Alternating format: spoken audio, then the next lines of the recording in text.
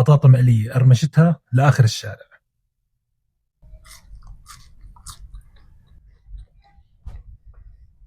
خرافية. حبايب القلب، بتروحوا على السوق بتجيبوا أنظف بطاطا موجودة، بتقشروها وبتقطعوها، بسيطة. بعدين بنحط عليها مية متلجة، تلجة متلجة يعني، قطعة تلج وملح. بعدين بنتركها على جنب من ربع ساعة لنص ساعة وبتكون جاهزة. بنجيبها وبنشفها منيح منيح، ما بدنا فيها ولا تنتوفة مي، وبنقليها على نار وسط من 8 ل 10 دقايق وبتكون جاهزة. بنصفيها من الزيت ونتركها لتبرد. بتقدروا تحطوها بالفريزر عشان تسرع العملية.